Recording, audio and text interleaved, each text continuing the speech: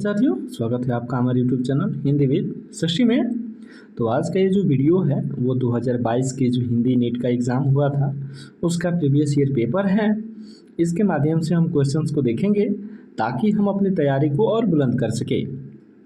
सभी दर्शकों से मेरा निवेदन है, पाठकों से मेरा निवेदन है कि इस वीडियो को धैर्य बना करके देखें।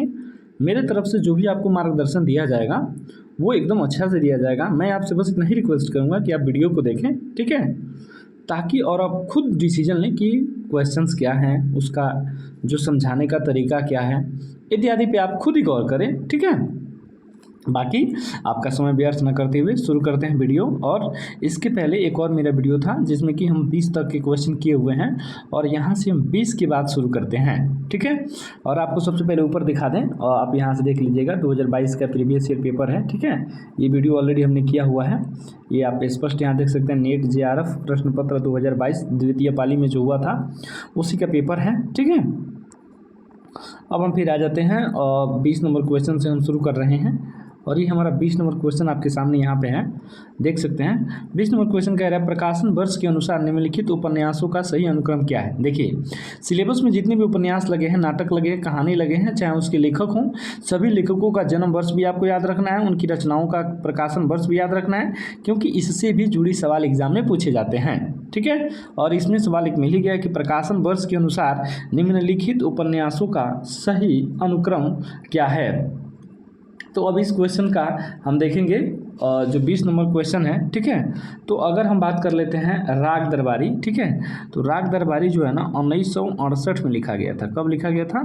1968 में लिखा गया था। और इसके राइटर कौन है? श्री लाल शुक्ल हैं। श्री लाल शुक्ल इसके राइटर हैं, ठीक है। अब हम बात कर लेते हैं अंधेरे बंद कमरे। तो जो अंधेरे बंद कमरे हैं ना 1961 में लिखा गया था। कब लिखा गया था? 1961 में लिखा गया था। और इसके राइटर जो है ना मोहन राकेश हैं, ठीक है। इसके राइटर कौन है? मोहन राकेश हैं।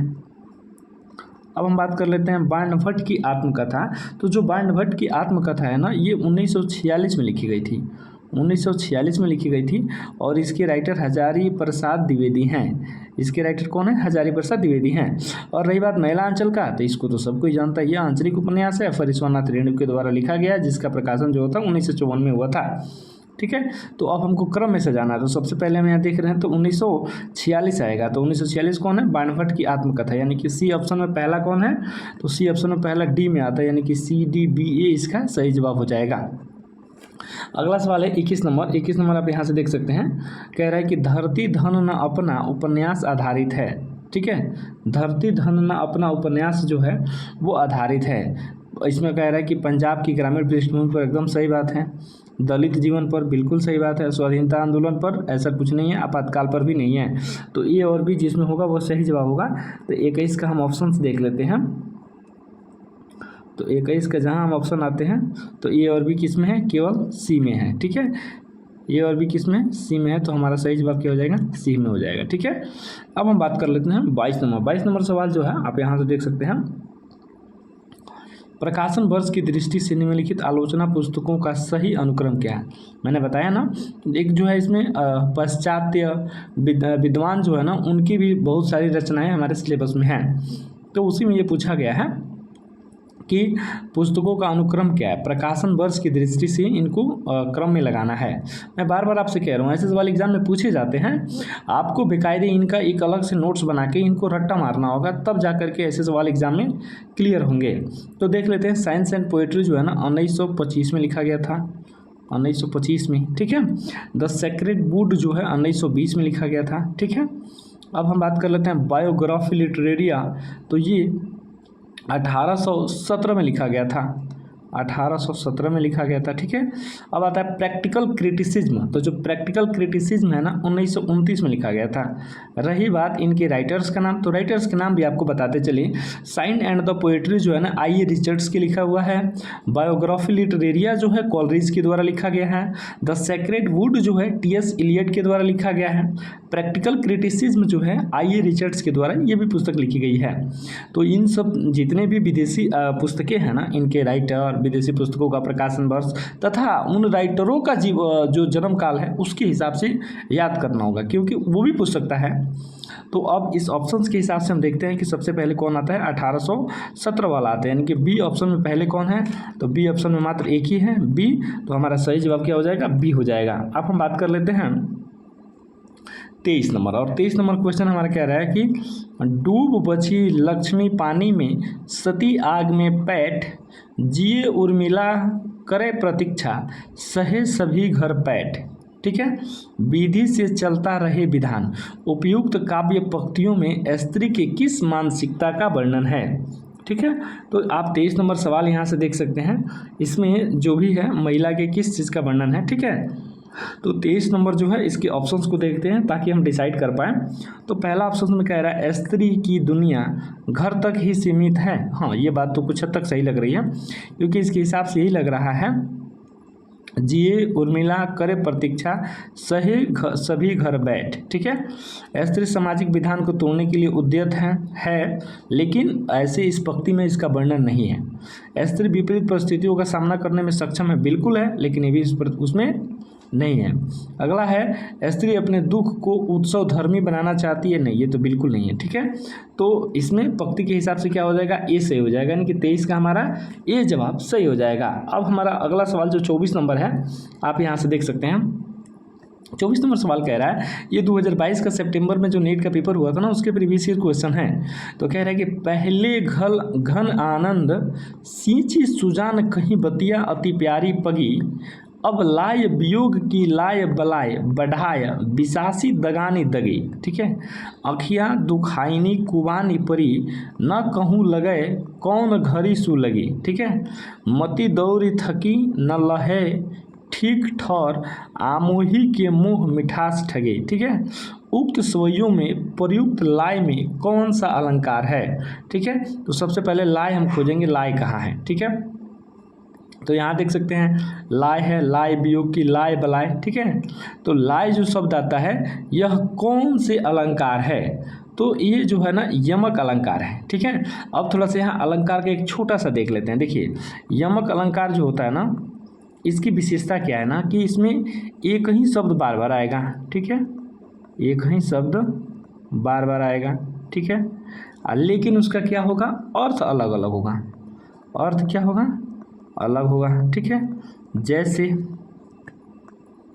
अलग अलग होगा। ठीक है, क्या है, कनक कनक ते 100 गुनी मादकता अधिकार, ये वाला आप सेंटेंस याद कर लें। ठीक है, इससे फ़ायदा रहेगा ना कि जब आपको यमक याद आएगा ना, तो आप ये कनक याद कर लें, इससे आपको याद हो जाएगा कि चूँकि कनक वाला जो है सबसे प्रसिद्ध है और ये हमेशा दिमाग में रहता है। एक चीज़ और है, काली घटा का घमंड घटा, काली घटा का घमंड घटा। ठीक है, ये भी याद रखें, काली घटा का घमंड घटा, यहाँ घटा 2 बार आएगा। ठीक है, और दोनों का अर्थ क्या होगा, अलग अलग होगा। ठीक है, तो यहाँ पे लाय 2 बार आया है और लाय का अलग अलग अर्थ है। ठीक है, इसलिए इसमें क्या होगा, यमक होगा। अब हम जरा सलेस को भी एक बार देख लेते हैं ताकि आपका वो रिमेंबर हो जाए। तो सलेस जो है ना, यहाँ पे किसी शब्द का प्रयोग एक ही बार किया जाएगा। ठीक है, लेकिन उसका अर्थ कहीं निकलेगा। देखिए, यमक में क्या था ना, एक शब्द का अलग अलग माने कई बार प्रयोग था और अर्थ भी अलग था, लेकिन यहाँ शब्द का प्रयोग एक ही बार है और अर्थ अलग है। ठीक है, और विप्सा जो होता है, विप्सा कहते हैं मनोभाव को प्रकट करने वाले शब्दों को एक ही अर्थ में कई बार प्रयोग किया जाता है। ठीक है, तो वो विप्सा अलंकार है, जैसे दैया दैया दैया रे दैया, राम राम। ठीक है, तो ये सभी वो हो जाएंगे। अब हम बात कर लेते हैं 25 नंबर सवाल। ठीक है, तो 25 नंबर सवाल कह रहा है कि निम्नलिखित में से हिंद स्वराज के लेखक कौन है। तो हिंद स्वराज के लेखक कौन है, महात्मा गांधी। ठीक है, महात्मा गांधी की पुस्तक हिंद स्वराज है। ठीक है, जमुनालाल बजाज, इसको महात्मा गांधी के 5वें पुत्र के रूप में उपाधि दी गई है। ठीक है, इसका सही जवाब क्या हो जाएगा, महात्मा गांधी हो जाएगा। ठीक है, अब हम इधर देख लेते हैं 26 नंबर क्वेश्चन, और 26 नंबर हमारा क्वेश्चन जो है, 26 नंबर क्वेश्चन यहाँ से देख लेंगे। कह रहा है कि सूची 1 को सूची 2 से मिलान करें। ठीक है, सूची 1 को क्या करना है, सूची 2 से मिलान करना है। सूची 1 को पग बांध घुंघरू नाच्यारी, ये तो सबको पता है कि मीरा की रचना है, ये किसकी है, मीरा की है। ठीक है, उसके बाद से अगला हम देख लेते हैं, बहुविध चित्र बनाए की हरि रच्यो क्रीड़ा रास। ठीक है, तो ये जो है कबीर की रचना है, कबीर की मतलब वो पंक्तियां हैं। ठीक है, उसके बाद से तेहि दुख भय प्रास निपाते लेहूं बूढ़ी उठे होई राते। तो ये जो पंक्ति है यह जायसी की है। उसके बाद से काहे को गोपीनाथ कहावत, ये पंक्ति किसकी है, सूरदास की है। ठीक है, काहे को गोपीनाथ कहावत, ये जो सूरदास हैं और वो जो जितनी भी गोपियां हैं और उद्धव जो हैं उनका जो संवाद लिखते हैं उसी से ये सेंटेंस लिया गया है। तो अब हम देखेंगे कि डी का वन किस ऑप्शन में है, तो डी का वन 2 में है, पीछे से देख रहे हैं। चलिए एक आगे से भी देख लेते हैं। तो जब डी का 1 देखते हैं तो ये सही होगा, ये सही होगा, जबकि ये गलत हो गया, ये गलत हो गया। अब हम और देख लेते हैं, जैसे पहला ही देखते हैं, पग बांध घुंगड़ा गाचियारी, तो ये मीरा का है, तो ए का थेरी। ठीक है, तो अब देखेंगे ए का थेरी, तो ए का थेरी मात्र इसमें है। ठीक है, तो इस तरह से हमारा सही जवाब क्या हो जाएगा, बी हो जाएगा। ठीक है, अब हम बात कर लेते हैं अगले सवाल का, और अगला सवाल हमारा है देख सकते हैं यहाँ से, अगला सवाल जो है 27 नंबर आपके सामने है। ठीक है, 27 नंबर देख लीजिए। सवाल जो है राजा निर्वंशिया, ये जो कहानी है ना सिलेबस में लगा हुआ है, जो कहानी है ना उसमें राजा निर्वंशिया भी है। ठीक है, तो 27 नंबर आप देख लेते हैं। ठीक है, तो राजा निर्वंशिया के सबसे पहले लेखक की बात कर लेते हैं। ठीक है, तो इसके लेखक है कमलेश्वर। कौन लेखक है, कमलेश्वर इसके लेखक हैं। ठीक है, और कमलेश्वर का अगर डेट ऑफ बर्थ की बात करें तो 1932 में इनका जन्म हुआ था, क्योंकि क्रम पूछ लेगा।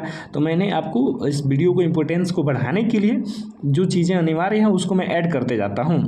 आप इसका एक नोट्स बनाइए वीडियो देखते हुए और फिर इसको याद कर लीजिए, आपके काम निकल जाएंगे।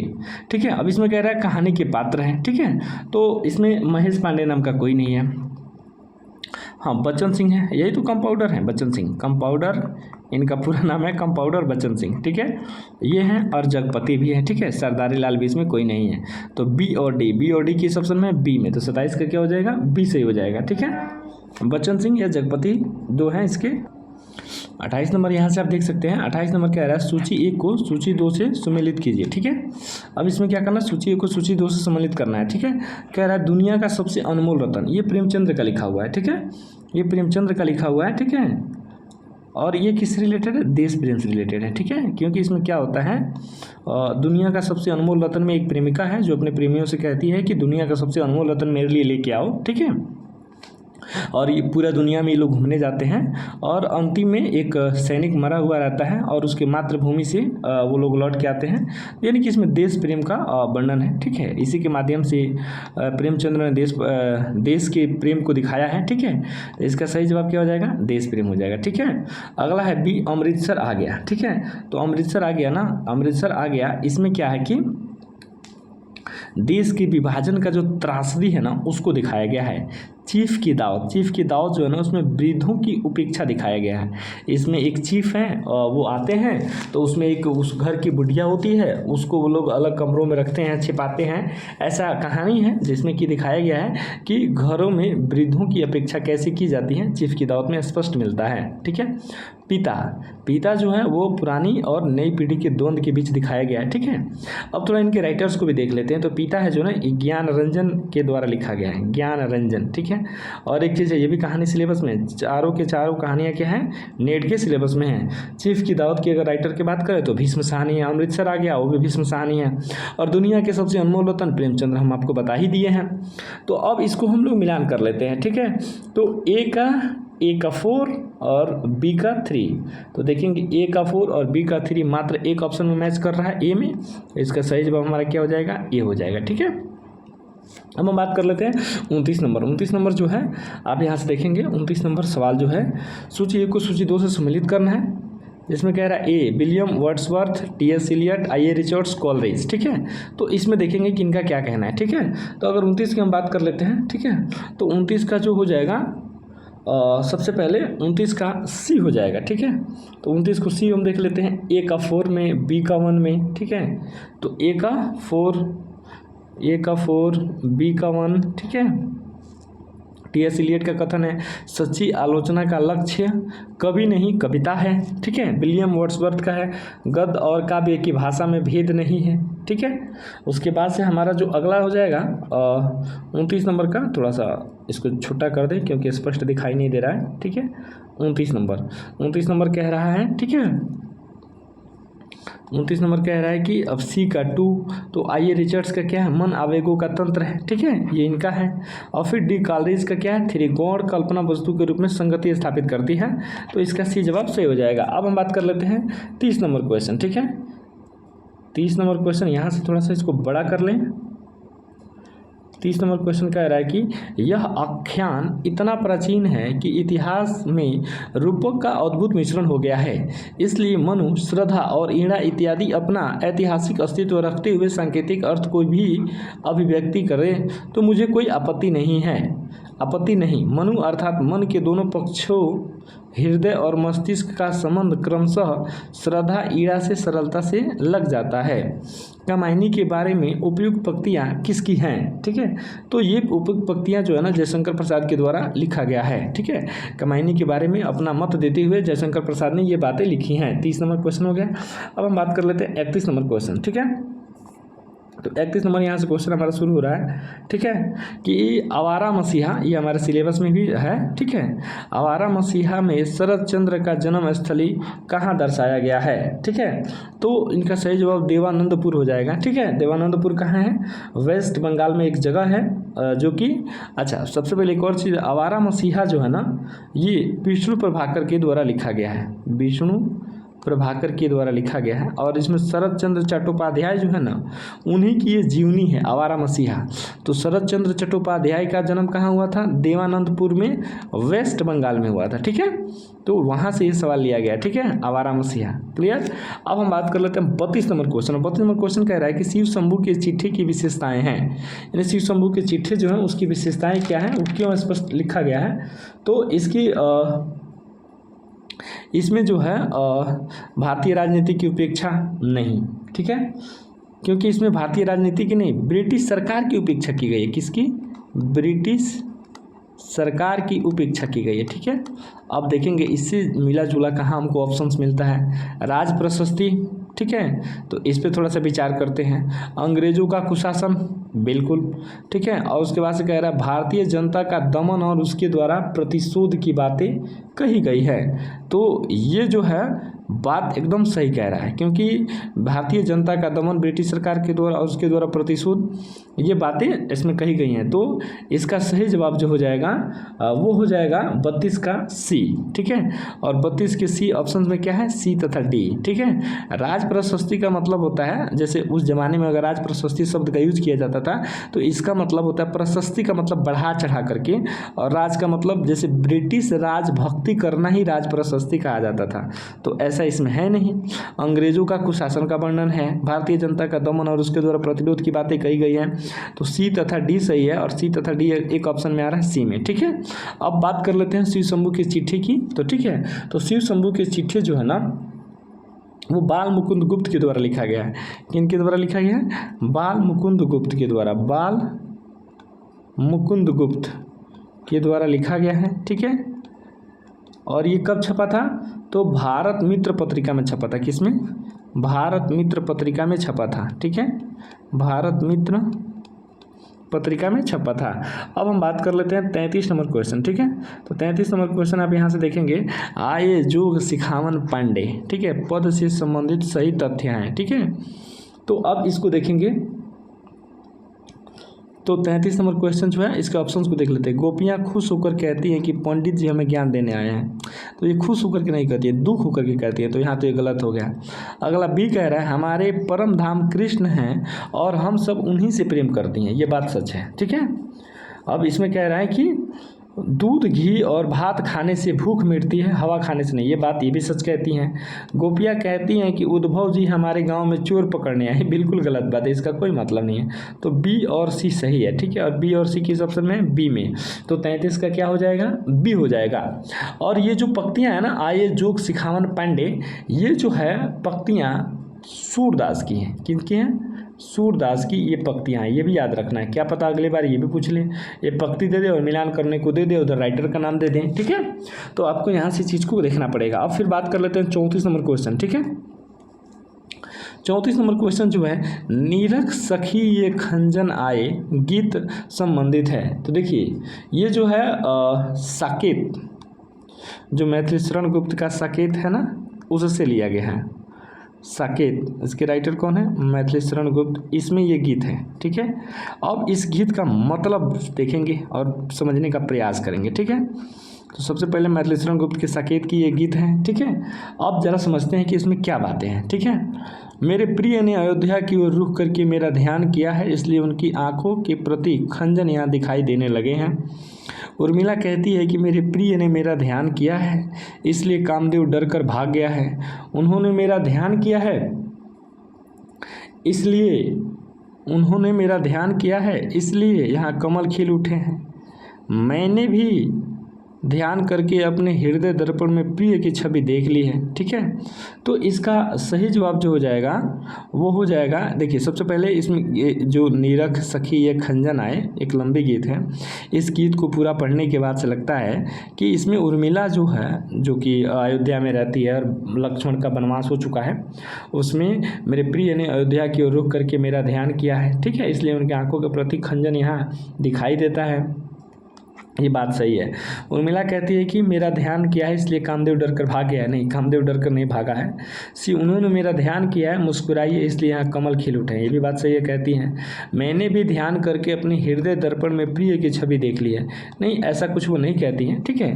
तो इसका सही जवाब हो जाएगा ए तथा सी, और ए तथा सी किस में है? बी में है, ठीक है। अब हम बात कर लेते हैं 35 नंबर क्वेश्चन। 35 नंबर क्वेश्चन जो है, 35 नंबर क्वेश्चन यहाँ से आप देख लेते हैं। नीचे दो कथन दिए गए हैं, एक अभिकथन एसरेशन ए के रूप में लिखित है, तो दूसरा उसका कारण रीजन आर के रूप में, ठीक है। अभिकथन क्या है? आधुनिकता मानव यथार्थ की संपूर्णता की अवधारणा को खंडन करती है, ठीक है, क्योंकि मानव यथार्थ विखंडित, बहुवाची और परिवर्तनशील है, ठीक है। तो दोनों को, आधुनिकता क्या है जी? मानव यथार्थ की संपूर्णता की अवधारणा का खंडन करती है, सही बात है। आधुनिकता जो है मानव के यथार्थ पूर्ण है, इस अवधारणा का खंडन करती है, ये बात सच है, क्योंकि मानव यथार्थ विखंडित, बहुवाची और परिवर्तनशील है, ठीक है, ये भी सही है। और इसका सही जवाब हो जाएगा 35 का ए हो जाएगा, ठीक है। ए और आर दोनों सही है, तथा रीजन जो है ना ए की सही व्याख्या करता है, ठीक है। 36 नंबर क्वेश्चन। 36 नंबर क्वेश्चन जो है आप यहाँ से देख सकते हैं। 36 नंबर क्वेश्चन यहाँ से 36 नंबर कह रहा है कि नीचे दो कथन दिए गए हैं, एक अभिकथन ए के रूप में लिखित है, दूसरा उसके कारण आर के रूप में है। अभिकथन गैर रोमांटिक दौर में रोमानियत को एक गाली के रूप में प्रयुक्त किया जाता था, क्योंकि व्यक्तिगत अनुभूति के संस्पर्श के बिना उच्च स्तर की प्रेम कविताएं लिखी जा सकती थी, ठीक है। गैर रोमांटिक दौर में रोमानियत एक गाली के रूप में प्रयुक्त किया जाता था, ये बात सही है, ठीक है, क्योंकि व्यक्तिगत अनुभूति के संस्पर्श के बिना उच्च स्तर की कविताएं लिखी जा सकती थी, ये गलत है। तो ये सही है तथा आर गलत है, ठीक है। और ये सही है और आर गलत है। ये किस में है? तो ये सी में सही है, ठीक है। तो इसका सी जवाब सही हो जाएगा। अब हम बात कर लेते हैं 37 नंबर क्वेश्चन। 37 नंबर क्वेश्चन कह रहा है प्रकाशन वर्ष की दृष्टि से सही अनुक्रम क्या है, ठीक है। तो इन जो भी रचनाएं हैं ना, इनका हम प्रकाशन वर्ष देखेंगे, ठीक है। तो प्रकाशन वर्ष क्या है? 1900। आकाशदीप की अगर बात कर लेते हैं तो 1928 में लिखा गया था। प्रकाशदीप जो है, सॉरी आकाशदीप कब लिखा गया था? 1928 में लिखा गया था। इंद्रजाल जो है 1936 में लिखा गया था। और इंद्रजाल और आकाशदीप दोनों के राइटर कौन हैं? जयशंकर प्रसाद। ये दोनों रचनाएं किनकी हैं? जयशंकर प्रसाद की रचनाएं हैं, ठीक है। ये दोनों किनकी रचनाएं हैं? जयशंकर प्रसाद की रचनाएं हैं, ठीक है। ये दोनों किनकी रचना है? जयशंकर प्रसाद की रचना है। अब हम बात कर लेते हैं तर्क और तूफान, ठीक है। तो ये तर्क और नहीं, तर्क का तूफान है, ठीक है, तर्क का तूफान है। तो तर्क का तूफान जो है 1944 में लिखा गया था, और ये यशपाल के द्वारा लिखा गया था। किसके द्वारा? यशपाल के द्वारा लिखा गया है, यशपाल के द्वारा लिखा गया है। अब हम बात कर लेते हैं पाजेब। तो पाजेब जो है ना 1942 में लिखा गया। कब लिखा गया? 1942 में लिखा गया। और इसके राइटर कौन है? जैनेन्द्र कुमार हैं। कौन है? जैनेन्द्र कुमार जो है ये इसके राइटर हैं, ठीक है। जैनेन्द्र कुमार इसके राइटर हैं। अब हम देखेंगे, इसका क्रम लगाएंगे। तो सबसे पहले हम देखते हैं कि 1928 एक नंबर में आया है, तो ए हो जाएगा। और 2 नंबर में क्या होगा? 1936 सी होगा, ठीक है। तो ए और सी किधर है? तो ऑप्शन सी में मिल जा रहा है, यानी कि इसका 37 का सही जवाब क्या हो जाएगा, सी हो जाएगा। अब हम देख लेते हैं 38 नंबर क्वेश्चन, ठीक है। जैसन कहत बाड़ा जोगी ऐसन बढ़त बाणे रोगी बड़ ससतिया सहब रामा, उपयुक्त पद किस आत्मकथा से उद्यत है। ये मुर्दहिया से है, ठीक है। और जो मुर्दहिया है ना, ये आत्मकथा है, ठीक है। और मुर्दहिया के लेखक कौन है, तुलसी राम। कौन लेखक है, तुलसी राम इसके लेखक है, ठीक है। इसमें ना उत्तर प्रदेश की आजमगढ़ का वर्णन आएगा, क्योंकि इनका जन्म कहाँ हुआ था, आजमगढ़ में हुआ था, ठीक है। और जितने भी शहरों के नाम आते हैं हमारे सिलेबस में, कथा कहानी नाटक उपन्यास में, उनको आपको लिख लेना है, क्योंकि उससे भी सवाल बनते हैं, ठीक है। तो मुर्दहिया क्या है, तुलसीराम की आत्मकथा है, ठीक है। और इसमें 2 खंड हैं, पहले खंड का नाम है मुर्दहिया और दूसरे खंड का नाम है मणिकर्णिका, ठीक है। तो ये किनसे रिलेटेड है, मुर्दहिया से रिलेटेड है। अब बात कर लेते हैं 39 नंबर। और 39 नंबर क्वेश्चन कह रहा है कि निम्नलिखित अस्तित्ववादी चिंतकों में से किसने सुपरमैन की कल्पना की है। सुपरमैन की कल्पना कौन थे, तो फ्रेडरिक नीत्शे ने की थी, ठीक है। 40 नंबर क्वेश्चन जो है बकरी नाटक के बारे में स्वयं लेखक के विचार हैं, ठीक है। अगला ऑप्शन देख लेते हैं 40 नंबर के। तो सबसे पहले बकरी नाटक जो है ना, वो लिखा गया सर्वेश्वर दयाल सक्सेना के द्वारा, ठीक है। सर्वेश्वर दयाल सक्सेना के द्वारा लिखा गया है, ठीक है। सर्वेश्वर दयाल सक्सेना, ये राइटर आपको मालूम होना चाहिए, सर्वेश्वर दयाल सक्सेना के द्वारा लिखा गया है, ठीक है। अब बकरी नाटक कब लिखा गया था, 1974 में लिखा गया था, ठीक है। 1974 में लिखा गया था। अब इसके बारे में देख लेते हैं, ठीक है। और इसमें क्या है ना कि स्वतंत्रता के बाद जो भारतीय राजनीति में नैतिकता का पतन हुआ था ना, उसी के बारे में ये बकरी नाटक लिखा गया है। अब पढ़ लेते हैं इसके बारे में पूरा, ठीक है, कि इसमें क्या है क्या नहीं, ठीक है। तो 40 नंबर आप देख लीजिए यहाँ से, 40 नंबर पहले ऑप्शन इधर देख लेते हैं, ऑप्शंस क्या क्या हैं। 40 नंबर क्वेश्चन कहाँ गया, 40 नंबर क्वेश्चन, ठीक है। तो 40 नंबर क्वेश्चन इधर से, आप सबसे पहले इधर से ऑप्शंस को पढ़ लेते हैं क्या क्या है। बकरी, यह नाटक न लिखा जाता यदि हिंदी में कोई ऐसा नाटक होता जिसमें जन चेतना का अभाव है, जन चेतना का अभाव है। ये जो 40 नंबर क्वेश्चन है ना, इसके जो ऑप्शंस को पढ़ने के बाद से ये कह रहा है कि यह नाटक ना लिखा जाता यदि हिंदी में कोई ऐसा नाटक होता जिसमें जन चेतना को लोक भाषा और लोक रूपों के माध्यम से सामाजिक अन्याय के साथ जोड़ने का एक नया व्याकरण देखने को मिलता है। ये बात सच है। बी कह रहा है, यह नाटक लिख लेने के बाद मैंने इब्राहिम अलकाजी से आग्रह किया कि इसे रंगमंच पर प्रस्तुत करें। नहीं, और इस पर कह रहा है कि इस नाटक के सभी निर्देशक ने इसके मूल आलेखों में कोई परिवर्तन नहीं किया। देखिए, वो परिवर्तन हो जाता है क्योंकि लिखने से और मूल आलेख में चेंजेस करने के बीच में कई बार मानसिकता थोड़ी सी चेंज होने की वजह से कई प्रकार का परिवर्तन आ जाता है, ठीक है। लेकिन ये कह रहा है परिवर्तन नहीं किया, ये गलत बात है। और डी कह रहा है कि यदि हिंदी के नाटककार यश प्रार्थी न होकर के आम आदमी की पीड़ा, आम आदमी की जबान में आम आदमी के बीच ले जाना हिंदी रंगमंच के लिए अनिवार्य मानते हैं तो यह नाटक ना लिखा जाता है। ये भी सही है। तो ए और डी किसमें है, देख लेते हैं। 40 नंबर के क्वेश्चंस में आप यहाँ से देखेंगे ए और डी जो है ना वो सी में है, तो इसका सही जवाब हो जाएगा सी। अब बात कर लेते हैं 41 नंबर क्वेश्चन, छायावाद के बारे में सही कथन है, ठीक है। तो छायावाद के बारे में सही कथन आपको देखना है 41 नंबर। तो 41 नंबर क्वेश्चन जो है आप यहाँ से देखेंगे, 41 नंबर जो क्वेश्चन है वो यहाँ से देखेंगे। और 41 नंबर क्वेश्चन में कह रहा है कि छायावाद के जन्म में रीतिवाद का विरोध नहीं था, ठीक है। तो छायावाद के जन्म में रीतिवाद का विरोध नहीं था। अब इसमें ऑप्शंस देखेंगे तो कह रहा है कि छायावाद का जन्म में रीतिवाद का विरोध नहीं था। नहीं, रीतिवाद का विरोध था, ठीक है। ये नहीं हो जाएगा तब सही होगा, तो नहीं था तो ये तो गलत हो गया। अगला कह रहा है बी, रीतिकालीन अतिशय श्रृंगारिता के कारण छायावाद का जन्म हुआ। नहीं, जब रीतिकाल आया ना तो रीतिकाल में जो श्रृंगारिता था ना वो चरम सीमा पर था, ठीक है। श्रृंगारिता क्या था, चरम सीमा पर था।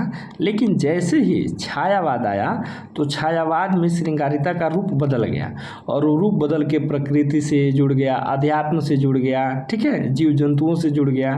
तो वहाँ पे क्या हो गया, उसकी कमी आई, जबकि अतिशय नहीं हुआ, बढ़ा नहीं, तो ये भी गलत हो जाएगा।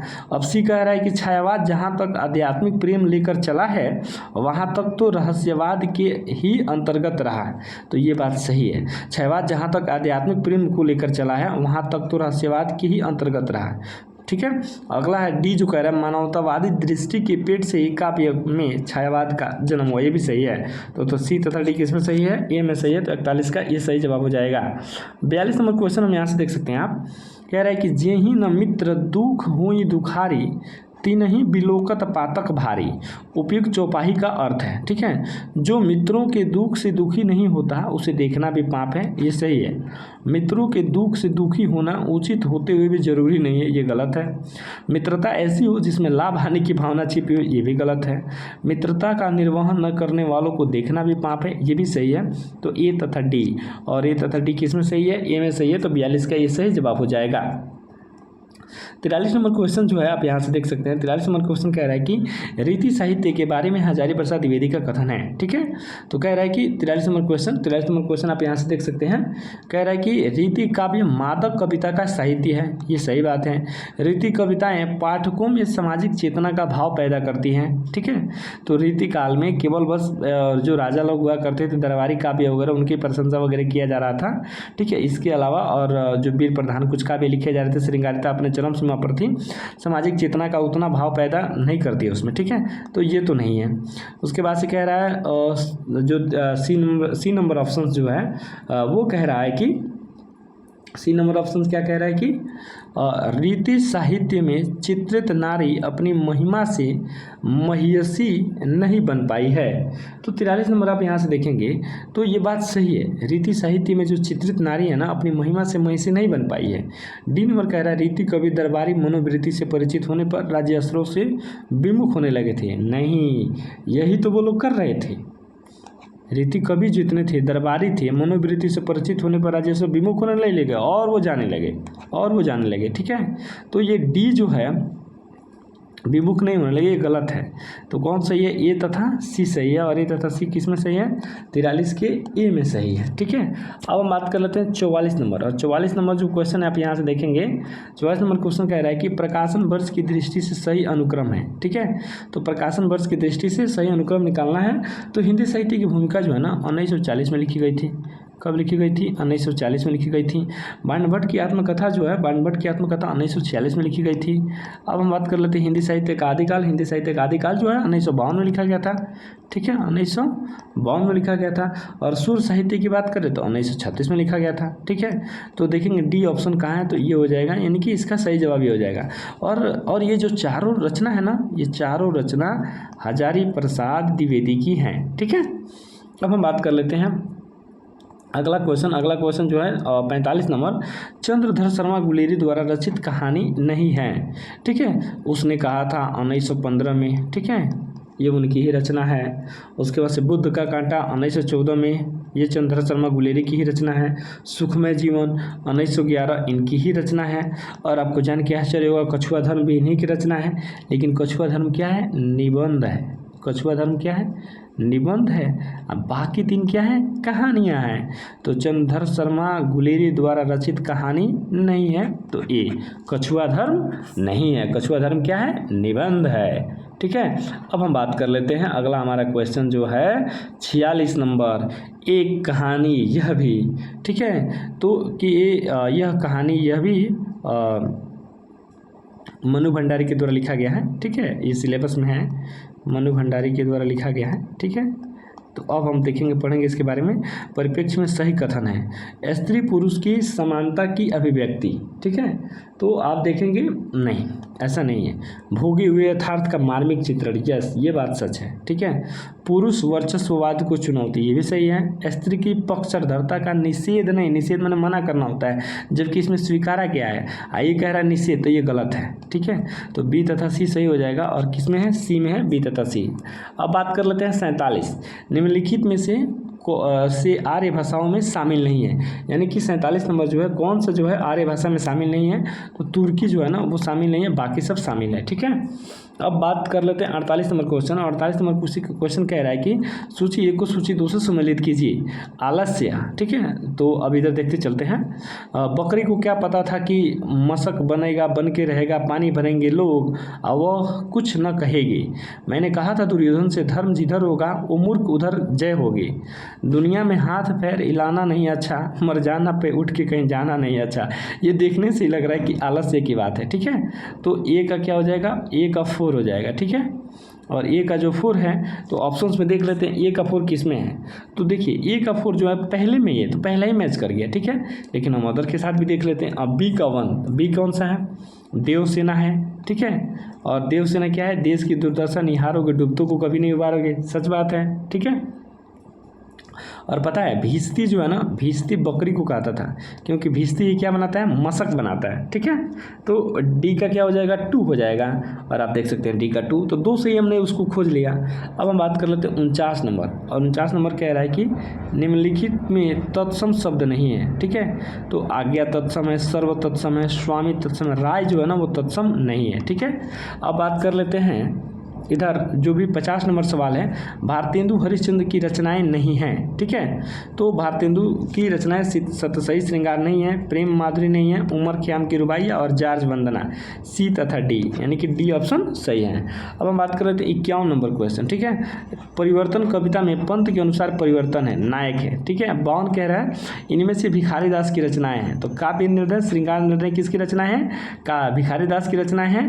अब बात कर लेते हैं अंग दर्पण। अंग दर्पण जो है ना वो रसलीन की रचना है, किसकी है, रसलीन की रचना है, ठीक है। और रस पीयूष नदी किसकी रचना है, तो सोमनाथ की रचना है, ठीक है। तो इस तरह से ऑप्शन क्या हो जाएगा, ए तथा सी। अब 52 का देख लेते हैं, ठीक है। तो 52 का ए तथा सी किस में है, ए में सही है। अब हम 53 नंबर से जो सवाल है ना 100 तक, वो अगले वीडियो में लेके आएंगे। मिलेंगे अगले वीडियो के साथ, तब तक के लिए धन्यवाद।